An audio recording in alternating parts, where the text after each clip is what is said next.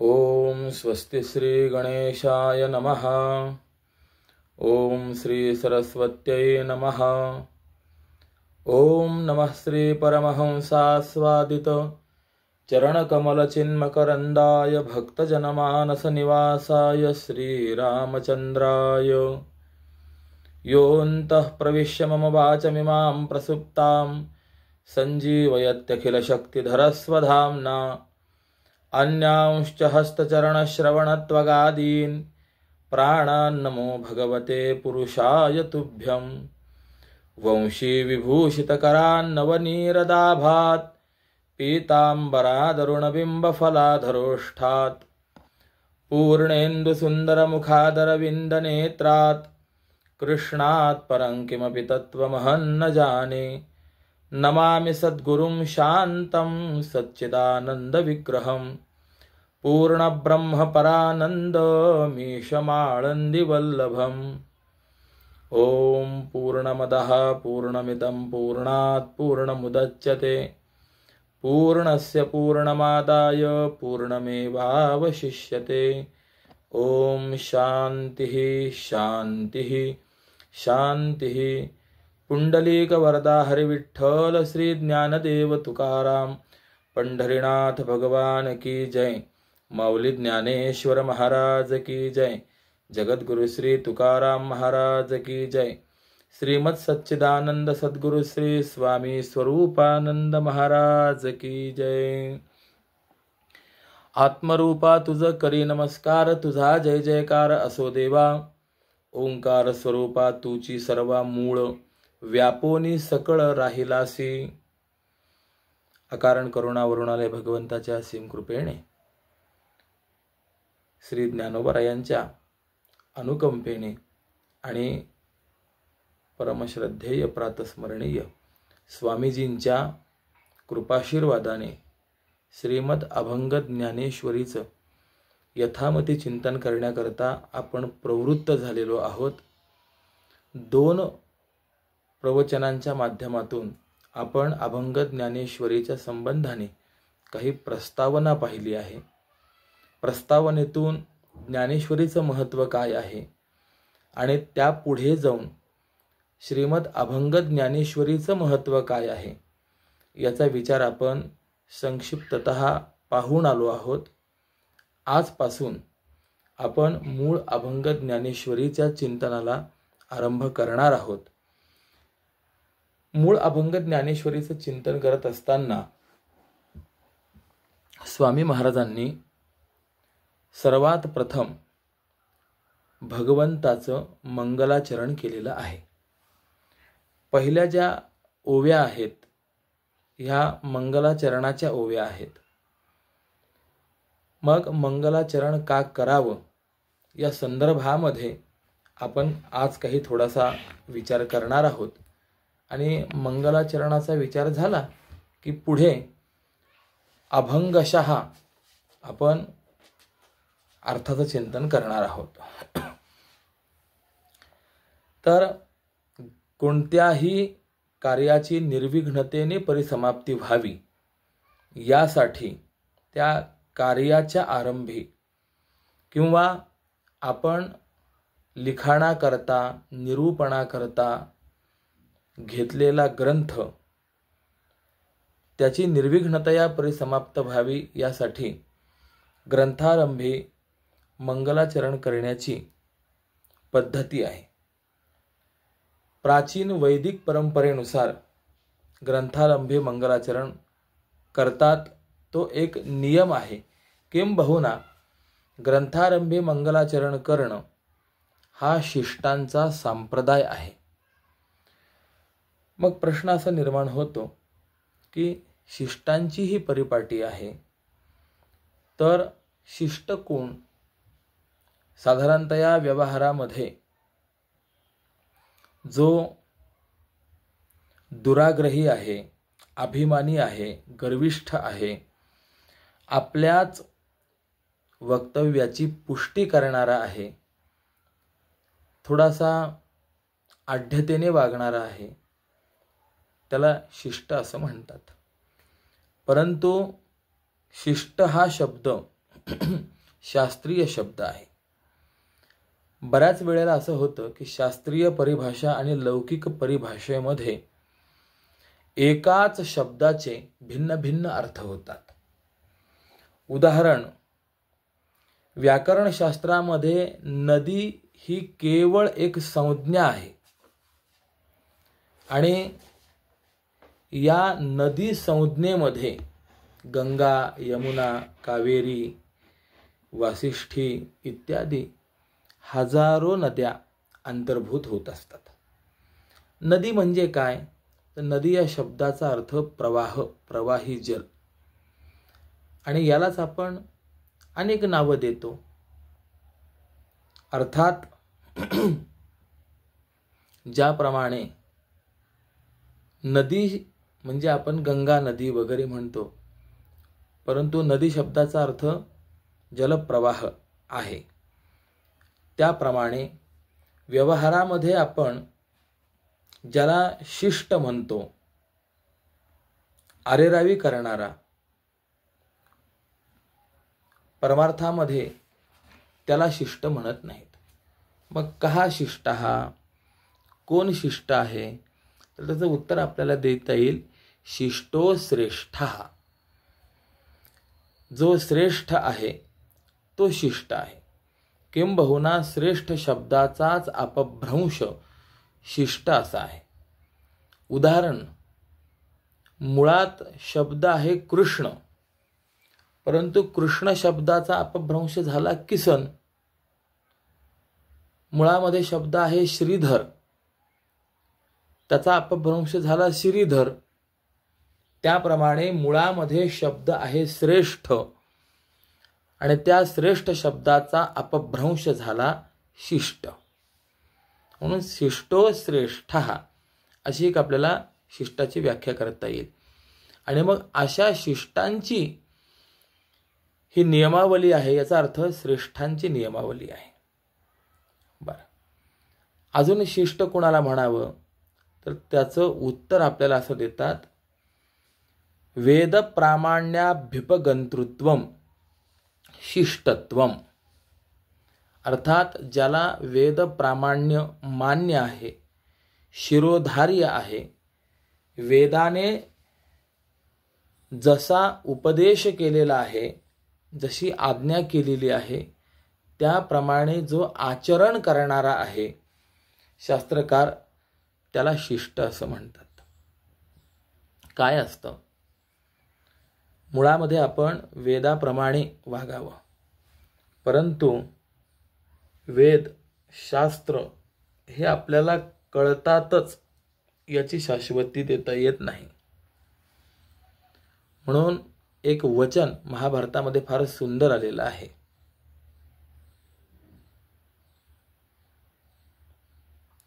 शास्त्र अनेक आहेत, श्रुती अनेक आहेत, श्रुतयो विभिन्नाः नैको ऋषी यस्य वचः प्रमाणम. आणि एक ऋषी होऊन गेले नाही की ज्यांचं वाक्य आपल्याला प्रमाणभूत आहे. आज तागायत अनेक ऋषी झालेत आणि अनेक ऋषींची अनेक मतं आपल्याला पाहायला मिळतात. धर्मस्य तत्वम निहितं गुहायाम. धर्माचं तत्व हे अत्यंत गूढ आहे.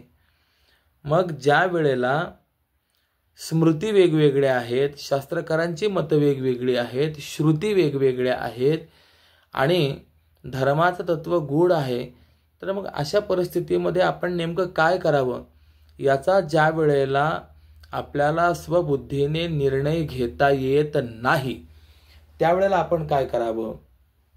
उत्तर दिलेलं आहे, महाजनो येन गतस्स पंथाः. महापुरुष, मोठी माणसं ज्या मार्गाने गेलेली त्या मार्गाने आपण जावं. काही जण म्हणतात तर्क लावावा, तर महाभारतकारांनी सांगितले तर्कोप्रतिष्ठा. तर्काला प्रतिष्ठा नाही. ब्रह्मसूत्रामध्ये एक सूत्र आहे, तर्का प्रतिष्ठानात. याचा अर्थ असा आहे की तर्काला प्रमाणांमध्ये उपयुक्तता आहे, परंतु तेवढी प्रतिष्ठा नाही.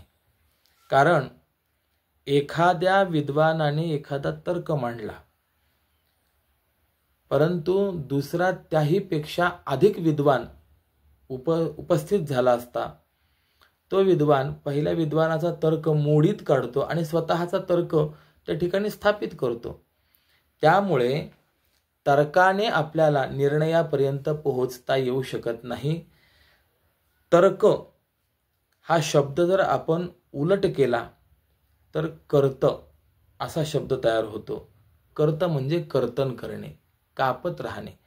ज्याच्यामध्ये कर्तन चालू आहे त्याचं नाव तर्क आहे. म्हणूनच व्यासाने सांगितलं, तर्कोप्रतिष्ठा श्रुतयो विभिन्नाः नैको ऋषी यस्य वचः प्रमाणम धर्मस्य तत्वं निहितं गुहायां महाजनो येन गतस्य पंथाः. तर्काने काय होतं?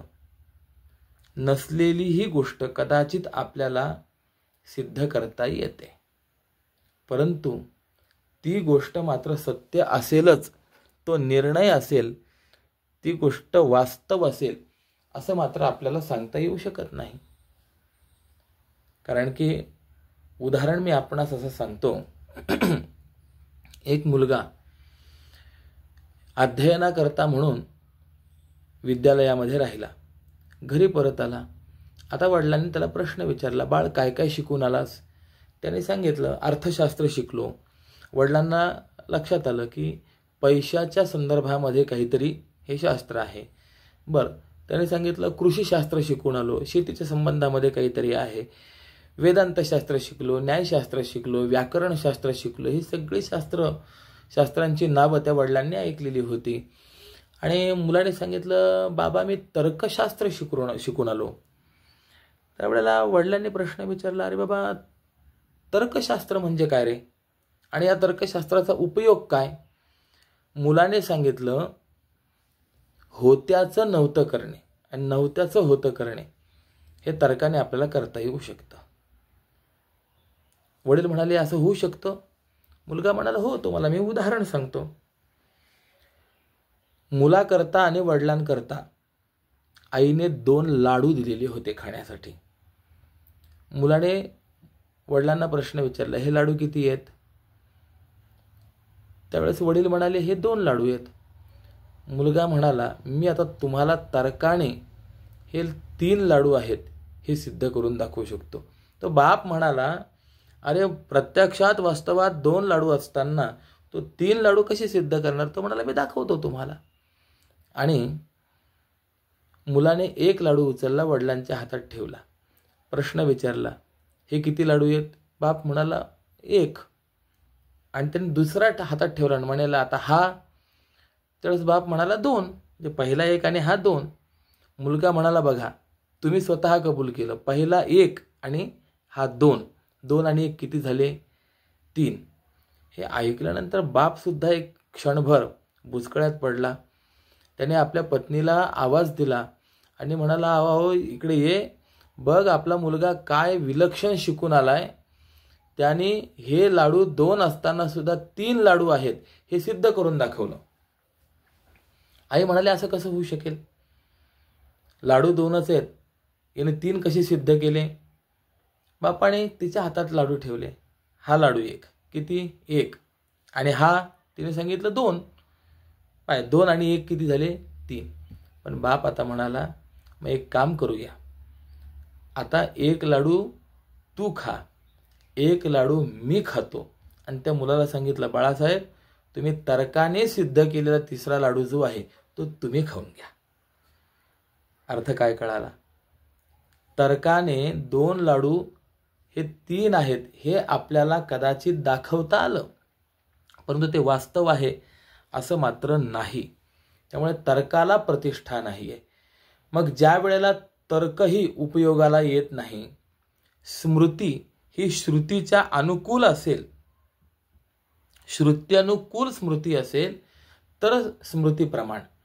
परंतु ज्या ठिकाणी स्मृती आणि श्रुती यांच्यामध्ये विरोध निर्माण होईल त्या ठिकाणी स्मृती अप्रमाण ठरते आणि श्रुती हीच प्रमाण ठरत असते.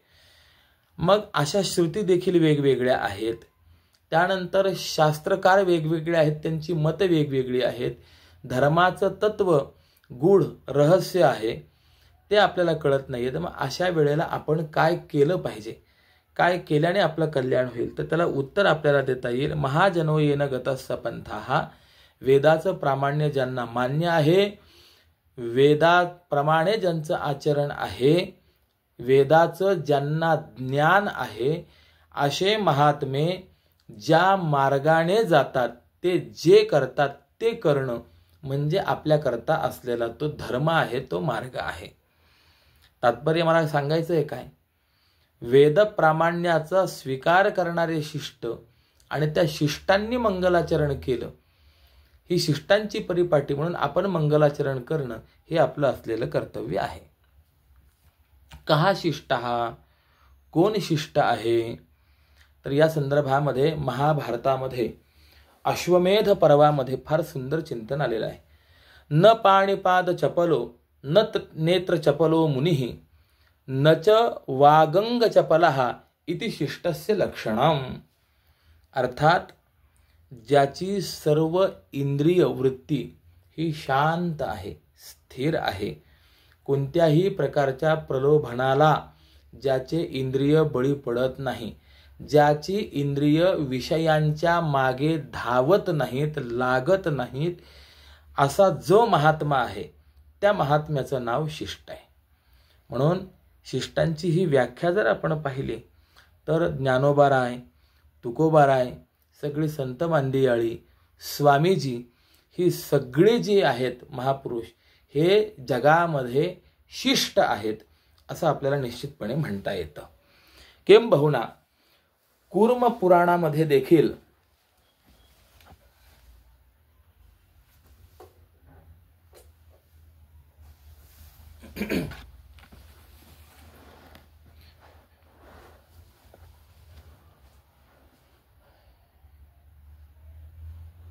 आपल्याला असं शिष्टांचं लक्षण पाहायला मिळतं. धर्मे नाधिगतो यस्तु वेदस्य परिबृंहणः ते शिष्टा ब्राह्मणा ज्ञेयाः नित्यमात्म गुणान्विताः. याचा अर्थ असा आहे, विधिपूर्वक सद्गुरूंकडे जाऊन ज्यांनी पांक्त वेदाचं अध्ययन केलं आहे आणि वेदाने जे सांगितलंय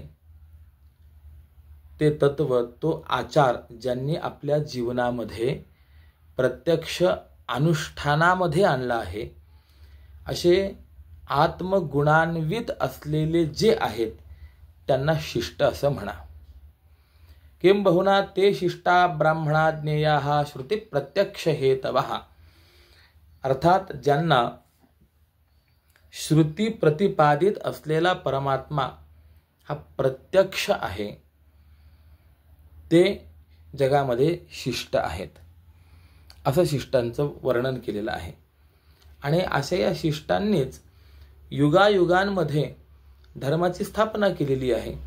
मत्स्य पुराणामध्ये असं वर्णन आहे, मन्वंतरेषु ये शिष्टा इह तिष्ठन्ति धार्मिकाः मनुसप्तर्षयश्चैव लोकसंतान कारणात तिष्ठन्ति हज धर्मार्थम तान शिष्टान परिचक्षते तै शिष्ट स्थापितो धर्मः स्थाप्यते वै युगे युगे. अर्थात तुम्ही आम्ही काही सांगितलं तर त्या सांगण्याला तसं महत्त्व नाही, परंतु स्वामींसारखे ज्ञानोबाराय, तुकोबाराय, वसिष्ठ, विश्वामित्र यांच्यासारखे ऋषीमुनी ज्या वेळेला काही विधान करतात, सांगतात, त्यावेळेला त्या विधानाला काही अर्थ असतो आणि त्यालाच धर्मत्व हे प्राप्त होत असतं. पण अशा महापुरुषांनी जे सांगितलं त्याला धर्म म्हणा. का? कारण की ते शिष्ट आहेत, त्या शिष्टांनी स्थापित केलेला धर्मच युगायुगांमध्ये स्थापित होत असतो. आणि यानुसारे आपले सर्व भारतीय ऋषी मुनी, दर्शनकार, संत हे सर्व शिष्ट आहेत. आणि त्या शिष्टांनी केलेला जो आचार आहे त्याला शिष्टाचार म्हणतात. मी हे सर्व कशाकरता सांगतोय, कारण की मंगलाचरण करणं हा एक प्राथमिक शिष्टाचार आहे, श्रेष्ठाचरण आहे. शिष्टाचार म्हणजे काय, तर उत्तर आपल्याला देता येईल. विनम्रता आणि शालीनतापूर्वक केलेलं श्रेष्ठ आचरण म्हणजे शिष्टाचार आहे. शिष्टाचार मनुष्याचा तो दागिना आहे जो दागिना मनुष्याला आदर आणि सन्मानाला पात्र बनवतो, मनुष्याला मनुष्यत्व देतो. त्याचं नाव शिष्टाचार आहे. अन्यथा अशिष्ट अर्थात शिष्टाचार रहित मनुष्य पशुश्रेणीमध्येच त्याची गणना करावी अशा पात्रतेचा असतो. आपल्या जीवनामध्ये शिष्टाचाराला अत्यंत महत्त्वपूर्ण स्थान आहे. जर आपण पाहिलं तर शिष्टाचारातल्या छोट्या छोट्या गोष्टी सुद्धा अत्यंत महत्त्वपूर्ण असतात. शिष्टाचाराच्या परिपालनानेच मनुष्य सर्वांकडून स्नेहाला, प्रतिष्ठेला, आदराला प्राप्त होतो. किंबहुना जो शिष्टाचार संपन्न आहे त्याला जगामध्ये विशेष ओळख प्राप्त होत असते. म्हणून जो शिष्ट मनुष्य आहे तो जगाच्या बाजारात गर्दीतही स्पष्टपणे स्वतंत्र ओळखायला येतो. आज विचार करा, माणसं आपण कमी आहोत का? परंतु आपणा सर्वांमध्ये स्वामीजींची ओळख वेगळी आहे की नाही?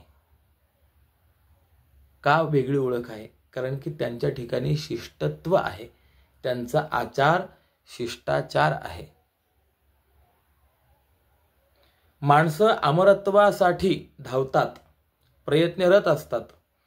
आपण मरू नये असं प्रत्येकाला वाटत असतं. पण मला प्रश्न विचारायचा आहे की खरंच जे जे अमरत्वापाठीमागे धावले, अमरत्व प्राप्त व्हावं यासाठी प्रयत्न केला, ते सगळे अमर झाले का हो? त्यांना अमरत्व मिळालं का? नाही. धनप्राप्ती, संपत्ती प्राप्ती, सत्ता प्राप्ती हे अमरत्व आहे का? नाही. मेल्यानंतर काय सोबत नेणार? परंतु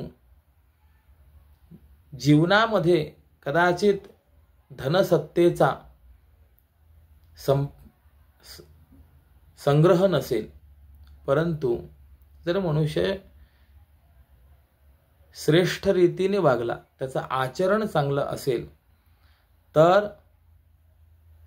त्या व्यक्तीचा देहांत झाल्यानंतरही ती व्यक्ती अनेकांच्या स्मरणामध्ये राहते आणि असं अनेकांच्या स्मरणामध्ये कायमस्वरूपी राहणं हेच असलेलं अमरत्व आहे. उदाहरण आपणास सर्वांना माहिती आहे. ज्या वेळेला परमपूज्य स्वामी विवेकानंदजी सर्व धर्म परिषदेमध्ये भाषणाकरता उभे राहिले, त्यावेळेला भाषणाचा आरंभच त्यांनी बंधू व भगिनींनो या शब्दाने केला आणि या शिष्टाचाराचा परिणाम या पहिल्या शब्दांमध्येच स्वामीजींनी सर्व सभाही जिंकली आणि आज तागायत स्वामीजी केवळ भारतीयांच्या नाही तर सर्व जगाच्या स्मरणात आहेत. शिष्टाचाराचा परिणाम आहे. म्हणून शिष्टाचार कसा आहे या संदर्भामध्ये काही थोड्याशा गोष्टी मी आपणासमोर मांडेन. शिष्टाचार हा आरशाप्रमाणे आहे, ज्यामध्ये मनुष्य स्वतःचं प्रतिबिंब पाहू शकतो, काही चूक असेल तर सुधारणा करू शकतो. शिष्टाचार माणसाची वेगळी ओळख निर्माण करतो. अशिष्ट व्यक्ती जगाच्या बाजारामध्ये जन्माला येतो आणि मरून जातो. शिष्ट व्यक्तीही मरतो, परंतु तो प्रसिद्ध होतो. उदाहरण आपण पाहिलं तर दगडांमध्ये हिरा हा प्रसिद्ध आहे. शिष्टाचार जर नसेल तर उच्च शिक्षिताचंही जीवन किंवा शिक्षण हे व्यर्थ आहे. शिष्टाचार अनोळखी ठिकाणी परिवार निर्माण करतो, दृढ नातं निर्माण करतो. आणि जर व्यवहार अशिष्ट असेल तर परिवाराकडून पण त्याग होतो, समाजाकडनं सुद्धा ती व्यक्ती दूर केली जाते. म्हणून शिष्टाचाराने आपण जगावं, अनोळखी व्यक्ती देखील आपली होते. शिष्टाचार हा मनुष्याला विशिष्ट उंची देतो आणि ज्यामुळे कठीण कार्य सुद्धा नेहमी सोपं होतं. जो शिष्टाचाराने वागणारा आहे तो समाजाच्या आकर्षणाचं केंद्र बनतो. शिष्टाचार हे असं ब्रह्मास्त्र आहे जे अंधारातही अचूक वार करणार आहे. अंधारातही आशेचा किरण दाखवणारा राजमार्ग म्हणजे शिष्टाचार आहे. आणि किंबहुना या पलीकडे एक शेवटचं सांगेन, जीवनाच्या अंतिम क्षणापर्यंत सोबत राहणारा, साथ देणारा जगामध्ये जर कोण असेल तर तो शिष्टाचार आहे. आणि असं हे शिष्टाचाराचं महत्त्व असल्यामुळे ग्रंथाच्या आरंभी मंगलाचरण करणं हा शिष्टाचार आहे, शिष्टांची ती परिपाटी आहे. आणि म्हणून त्या परिपाटीला अनुसरूनच, त्या शिष्टाचाराला अनुसरूनच परमपूज्य स्वामीजींनी देखील या ठिकाणी मंगलाचरण केलेलं आहे. त्या मंगलाचरणाचा आपल्याला विचार करायचा आहे. वेद प्रामाण्य ज्याला शिरोधार्य आहे त्याला शिष्ट म्हणतात किंवा आस्तिक म्हणतात. ग्रंथाच्या आरंभी मंगलाचरण करणं हा एक आस्तिक संप्रदाय आहे. जसं शिष्ट शब्द आपण आज विशेष रीतीने पाहिला की शिष्ट म्हणजे कोण, त्या शिष्टांनी केलेला आचार म्हणजे शिष्टाचार, आणि या शिष्टाचाराचं महत्त्व काय, अशा 3 गोष्टी आत्तापर्यंतच्या निरूपणामध्ये आपण पाहिल्या. शिष्ट, शिष्टांचा आचार आणि शिष्टाचाराचं महत्त्व. त्याप्रमाणे जो शिष्ट आहे त्यालाच आस्तिक असं म्हणतात. मग प्रश्न असा निर्माण होतो, आस्तिक कोण आणि नास्तिक कोण? कारण की सर्व दर्शनांच्या, शास्त्रांच्या चिंतन धारेमध्ये किंवा व्यवहारामध्ये सुद्धा 2 शब्द नेहमीच आपल्या कानावरती येतात. ते फार आस्तिक आहेत, किंबहुना ती व्यक्ती नास्तिक आहे. हे 2 शब्द आपल्याला नेहमी ऐकायला येतात की नाही? मग प्रश्न असा अंतःकरणात निर्माण होतो की आस्तिक आणि नास्तिक या 2 शब्दांच्या नेमक्या निश्चित व्याख्या काय? आस्तिक कुणाला म्हणायचं आणि नास्तिक कुणाला म्हणायचं? तर या संदर्भामध्ये शास्त्रकारांनी असं चिंतन मांडलेलं आहे, ईश्वराची सत्ता स्वीकारणारा, मानणारा जो आहे त्याला आस्तिक म्हणा, आणि ईश्वरच न मानणारा किंवा ईश्वरी सत्ता न स्वीकारणारा जो आहे तो नास्तिक आहे. ही एक सामान्य धारणा आहे. तात्पर्य काय? देव धर्म मानणारा जो आहे त्याला आम्ही आस्तिक म्हणतो, आणि जो देव धर्म मानणारा नाही त्याला आपण नास्तिक म्हणतो. पण शास्त्रानुसार जर आपण याचा विचार केला तर पाणिनीय व्याकरणामध्ये एक सूत्र आहे, आस्ति नास्ति दिष्टम मतिही. आणि या सूत्रावरती वृत्तीकारांनी असं चिंतन केलेलं आहे, अस्ति परलोक इत्येवं मतिर्यस्य स आस्तिकः, नास्तीति मतिर्यस्य स नास्तिकः. म्हणजे परलोक, पूर्वजन्म, पुनर्जन्म, कर्म, ऋण इत्यादी गोष्टी मानणारा जो आहे तो आस्तिक आहे, न मानणारा जो आहे तो नास्तिक आहे. म्हणून आपण चार्वाक दर्शनाचा जर थोडा अभ्यास केला तर चार्वाक असं म्हणतात, मरणम एव अपवर्गः. जगद्गुरु तुकोबारायांनी चार्वाकांच्या मताचं चिंतन असं मांडलेलं आहे, देह तोची देव भोजन ते भक्ती मरण ते मुक्ती पाखंड्याची.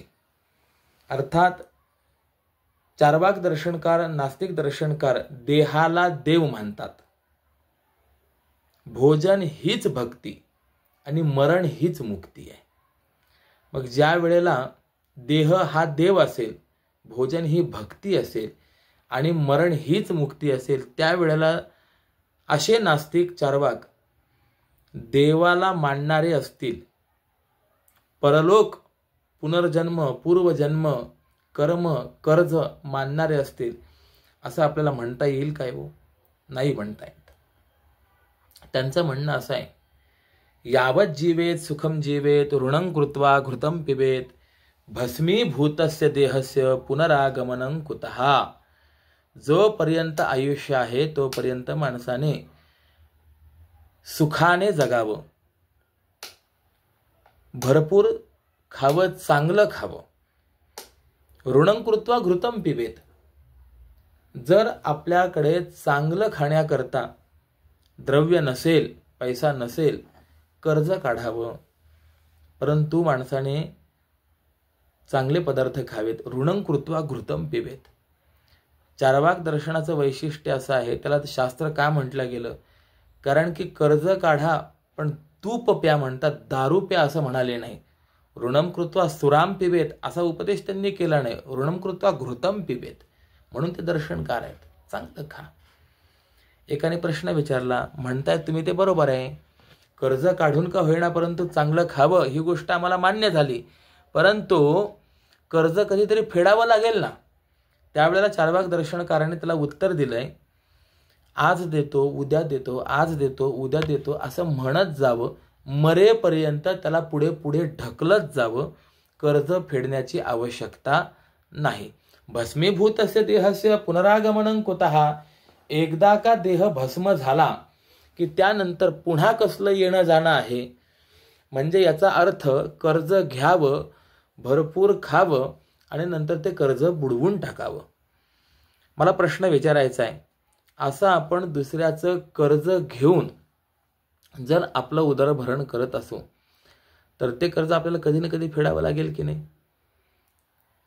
चार्वाकांचं मत आहे, एकदा मरण झाल्यानंतर कशाचं कर्ज फेडणं, परंतु तसं नाही. शास्त्रकार आपल्याला सांगतात, ऋण, वैर ह्या गोष्टी अशा असतात, ह्या जन्मजन्मांतरापर्यंत आपला पाठलाग करणारे असतात. पूर्वजन्मामध्ये आपण जे केलेलं आहे ते या जन्मामध्ये आपल्याला भोगावं लागत असतं आणि या जन्मामध्ये आपण जे करत आहोत ते आपल्याला पुढच्या जन्मांमध्ये भोगावं लागणार आहे. पूर्वजन्म पुनर्जन्माची संगती मानावी लागते, कर्माचा परिणाम मानावा लागतो, ऋण मानावं लागतं. या लोकामध्ये जरी आपल्याला चांगली स्थिती प्राप्त झाली तरी माणसाने आपल्या पारलौकिक गतीचा विचार करावा. आपलं पारलौकिक जीवन हे चांगलं व्हावं यासाठी माणसाने प्रयत्न करावा.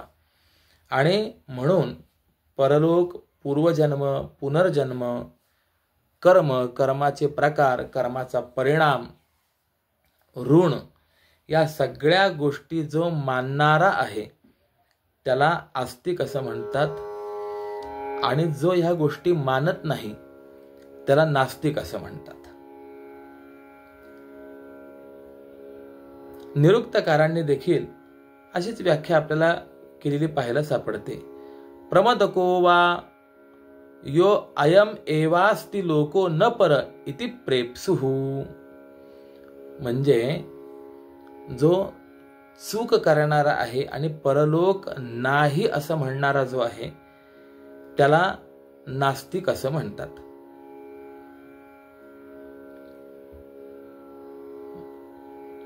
जो वेद मानणारा आहे तो आस्तिक आहे आणि जो वेद मानणारा नाही आहे त्याला नास्तिक असं म्हटलं गेलेलं आहे.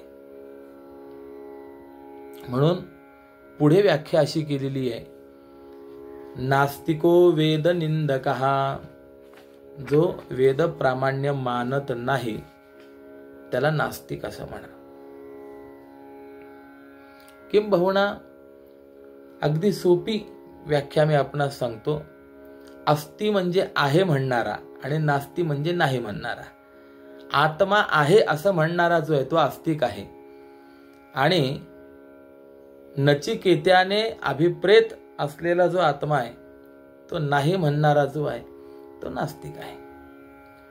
मग असा आस्तिक आणि नास्तिक या संबंधातला आपल्याला थोडासा विचार करता आला.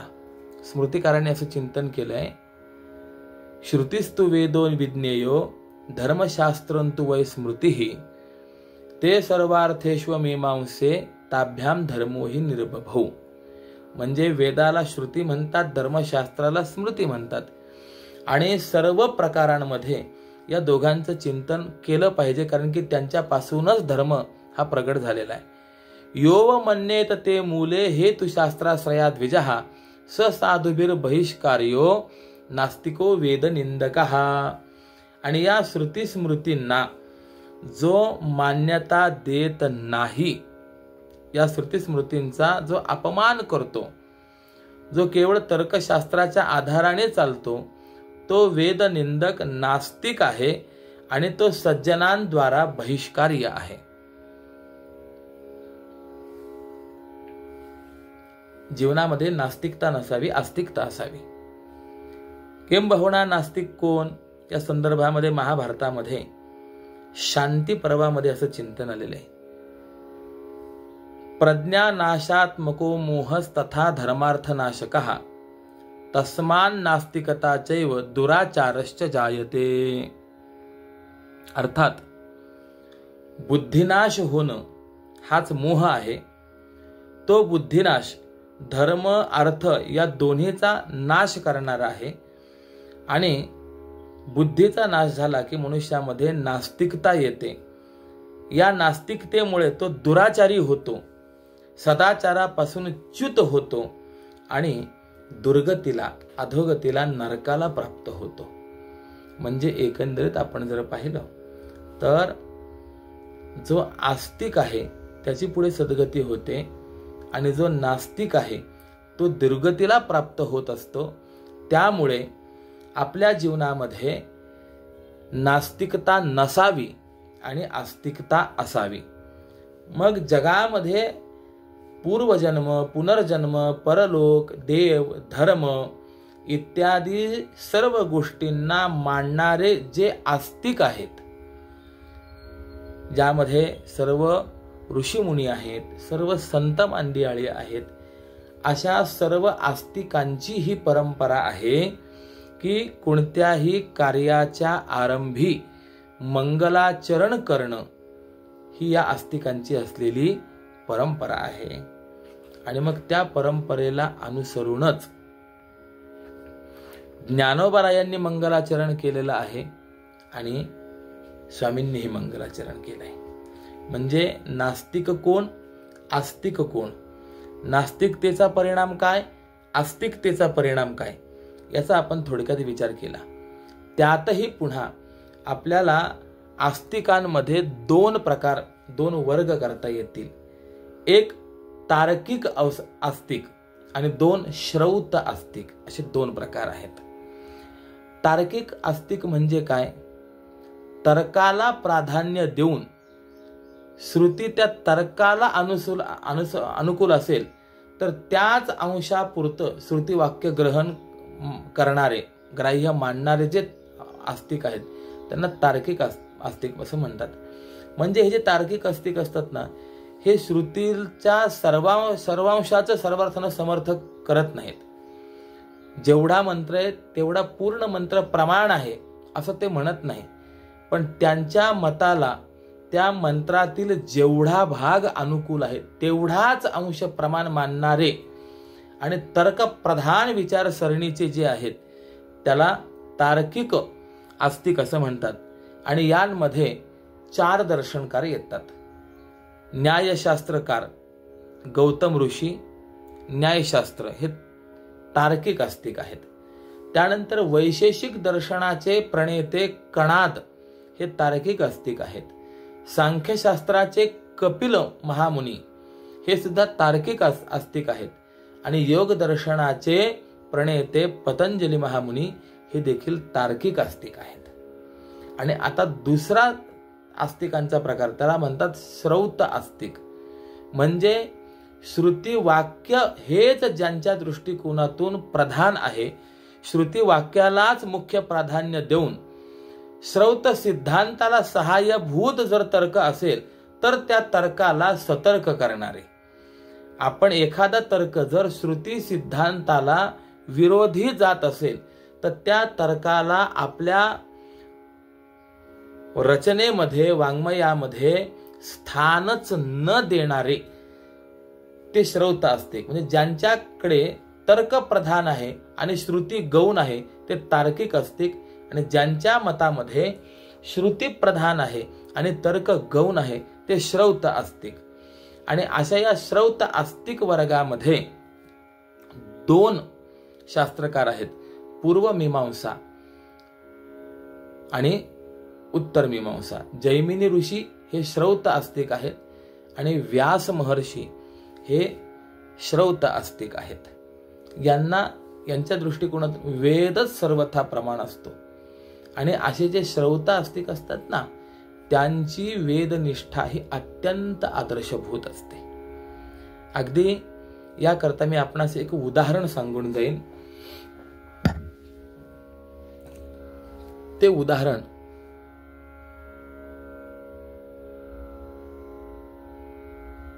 शंकर दिग्विजय नावाच्या ग्रंथामध्ये कुमारील भट्टांचा आहे. ज्याप्रमाणे जगद्गुरु शंकराचार्यांचे भारतीय संस्कृतीवरती अनंत उपकार आहेत, त्याप्रमाणेच कुमारील भट्टांचे देखील अनंत उपकार आहेत. हे कुमारील भट्ट नालंदा या ठिकाणी तेथील विद्यापीठामध्ये अध्ययनाकरता गेले. वैदिक अध्ययन तर सर्व झालं होतं, परंतु त्यावेळेला अवैदिक दर्शनाला राजाश्रय प्राप्त होऊन अवैदिक दर्शनाची भरभराट होऊ लागलेली होती. त्यामुळे देवपूजा, मूर्तीपूजा हे आपल्या अस्मितेचे विषय मागे पडत होते. मग अशा वेळेला वेद खरे आहेत, प्रमाण आहेत, मूर्तीपूजा केली पाहिजे, या सर्वांचे विचार मांडण्याकरता पहिले जे विरोधक आहेत त्यांचं मत आपल्याला कळावं, त्या मताचं ज्ञान व्हावं, यासाठी नालंदा येथील विद्यापीठामध्ये ते अध्ययनाकरता गेले. आणि त्या विद्यापीठातले आचार्य ज्या वेळेला फार मोठ्या अभिनिवेशाने वेदाची निंदा करत होते, ती निंदा ऐकून कुमारील भट्टांना फार वाईट वाटलं की अरे, वेदाचं खरं तात्पर्य काय आहे, वेदाचं मंतव्य काय आहे, वेद कसा सर्व जगाला हितकारक आहे, याचं ज्ञान नसताना हे वेदाची निंदा करत आहेत. आणि म्हणून त्यांच्या नेत्रातनं अश्रुधारा प्रवहित होत होती. इतके अश्रुधारा की अंगावरचं उपर्ण भिजलं गेलं. आणि हे दृश्य आजूबाजूला असणारे जे काही त्यांचे सहपाठी होते त्यांनी पाहिलं आणि आपल्या आचार्यांच्या निदर्शनास ते आणून दिलं. आपण वेदाची निंदा करत आहात आचार्य, आणि हा बघा आपला अन्वय रडतोय. आचार्यांना शंका निर्माण झाली, आश्चर्य वाटलं की अरे, मी वेदाची निंदा करतोय, यामध्ये माझ्या विद्यार्थ्याला रडण्याचं कारण काय? आणि म्हणून प्रश्न विचारला कुमारील भट्टांना, का रडतोस? त्यावेळेला कुमारील भट्टांनी उत्तर दिलं, जगाचं हित करण्याचं सामर्थ्य जर कुणामध्ये असेल तर ते वेदामध्ये आहे. आणि अशा वेदाविषयी आपल्याला काहीही ज्ञान नसताना आपण वेदाची निंदा करत आहात. हे ऐकल्यानंतर आचार्यांना वाईट वाटलं. त्यांनी विचार केला की हा कोणीतरी वैदिक संप्रदायाचा अनुयायी आपली मतं जाणून घेण्याकरता म्हणून आपल्या विद्यापीठामध्ये आलेला आहे. आणि म्हणून त्या आचार्यांनी विद्यार्थ्यांना आज्ञा केली की याला पर्वत शिखरावरनं ढकलून द्या, पाहू याचे वेद याचं संरक्षण करतात का. आणि त्यावेळेला कुमारील भट्टांना पर्वत शिखरावरती घेऊन गेले तिथून त्यांना खाली ढकलण्यात आलं. वर्णन आहे, पतन पतन सौध तलान्य रोरुहम यदि प्रमाणम श्रुतयो भवन्ति जीवेयमस्मिन् पतितो समस्थले मज्जीवने न श्रुतिमानता गतिही. याचा अर्थ असा, वर्ण ढकलल्या गेल्यानंतर खाली पडता पडता कुमारील भट्ट अत्यंत निष्ठेने म्हणाले, जर खरोखर वेद प्रमाण असतील तर या विषमस्थळी मी वर्ण खाली पडणारा तो देखील जिवंत राहो. मी जर जिवंत राहिलो तर वेदाची मान्यता ही जगामध्ये सिद्ध होणार आहे. आणि योग असा की एखादं झाडाचं पिकलेलं पान जसं गळून पडतं आणि वाऱ्याच्या झोतावर गिरक्या घेत अलगद येऊन जमिनीला टेकतं, त्याप्रमाणे कुमारील भट्ट अलगद जमिनीला येऊन टेकले. एक काडी डोळ्याला लागली आणि डोळा फुटला गेला. पुन्हा विद्यापीठात गेले आणि आता आचार्यांना शास्त्रार्थाकरता त्यांनी आव्हान दिलं. त्या शास्त्रार्थामध्ये त्या आचार्यांना पराभूत केलं. आचार्यांनी प्रश्न विचारला, अरे इतक्या उंचावून पडून सुद्धा तू जिवंत राहिलास, म्हणजे वेदाचं प्रामाण्य मान्य आहे, परंतु डोळा तर फुटला ना. त्यावेळेला कुमारील भट्टांनी उत्तर दिलं, बरोबर आहे तुमचं म्हणणं, डोळा फुटला, पण त्यातही वेदाचा दोष नाही, वेद दोष माझा आहे. का? कारण की मी असं म्हणालो, यदि प्रमाणम श्रुतयो भवन्ति, जर श्रुती प्रमाण असतील तर, म्हणजे जर तरची भाषा माझ्या मुखामध्ये जी आली ती भाषा थोडीशी शंका व्यक्त करणारी असते. जर मी असं म्हणालो असतो, वेद प्रमाण आहेच, वेदावर माझी निष्ठा आहेच आणि ते वेद मला वाचवणारच आहेत, तर माझा डोळा देखील फुटला नसता. म्हणजे किती वेदावर निष्ठा आहे.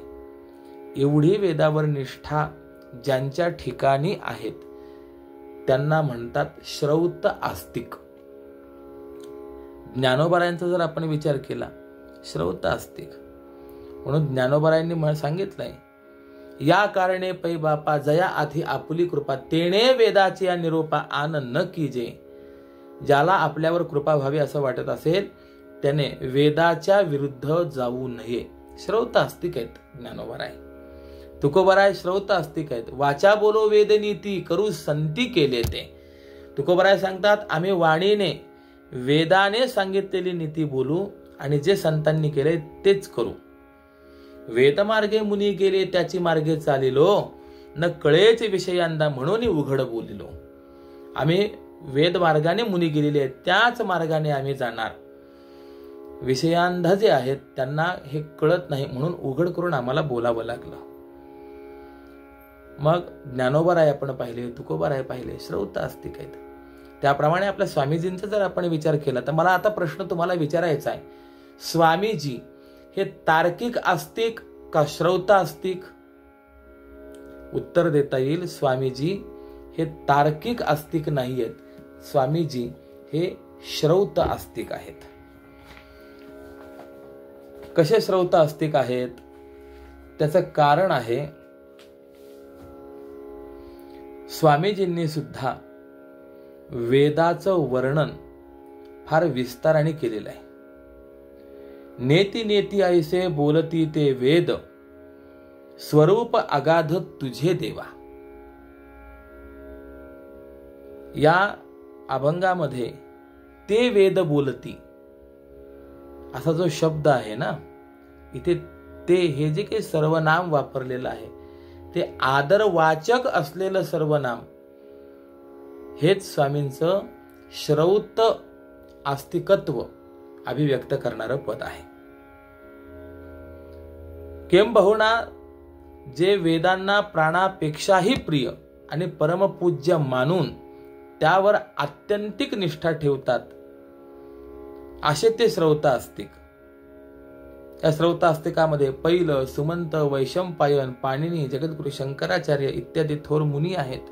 महाराष्ट्रातील अद्वैत प्रधान भक्ती मार्गाचा पुरस्कार व प्रसार करणारे ही सगळी संत मांडियाळी आहे. आणि वारकरी संप्रदायाची वेदनिष्ठा ही तर विलक्षण आणि चिंतनीय आहे. असो,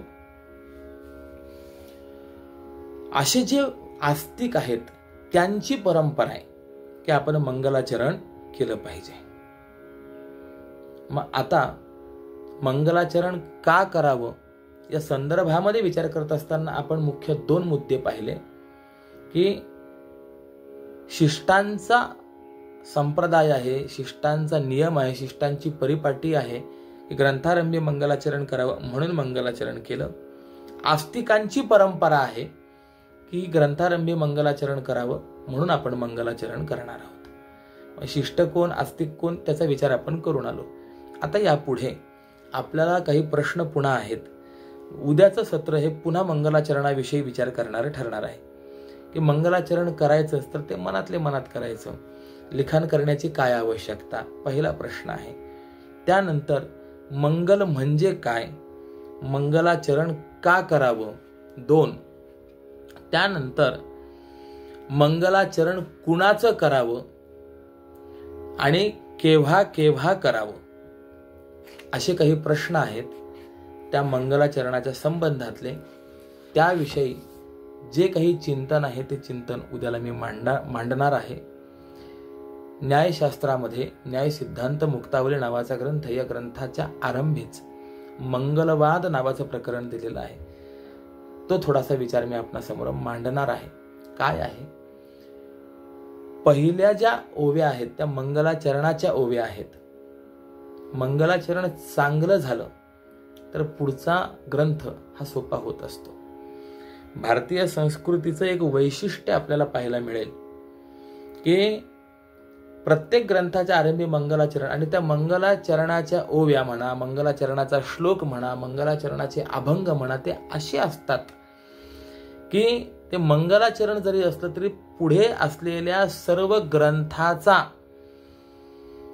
मागोवा, ग्रंथाचा मथितार्थ या मंगलाचरणाच्या असलेल्या अभंगांमध्ये असतं. म्हणजे मंगलाचरण हे सूत्र असतं आणि त्या सूत्राचा विस्तार पुढचं सर्व तो ग्रंथ असतो. उदाहरण आपण पहा, चांगदेव पासष्टी पाहिली, पहिल्या 3 ओव्या म्हणजे चांगदेव पासष्टी, बाकीचं सगळ्या पुढच्या 62 ओव्या म्हणजे या चांगदेव पासष्टीचा या 3 ओव्यांचाच असलेला विस्तार आहे. त्याप्रमाणे आपण अभंग ज्ञानेश्वरीचाही जर आपण विचार केला तर पहिले 7 अभंग हे सूत्र आहेत. आता ऐका ऐसे म्हणे श्रोतयास, निवृत्तीचा दास ज्ञानदेव, इथपर्यंत सूत्र आहे. आणि ह्या 7 अभंगांच्या पुढे अभंग ज्ञानेश्वरी पूर्ण होईपर्यंत जेवढे अभंग आहेत तेवढे सगळे अभंग या 7 अभंगांचा विस्तार आहे. कसा विस्तार आहे, पुढच्या सगळ्या अभंगांचा संबंध या 7 ओव्यांशी कसा आहे याचा विचार तो आत्ता आपल्याला लक्षात येणार नाही, त्या वेळेला मी दाखवून देण्याचा प्रयत्न करीन.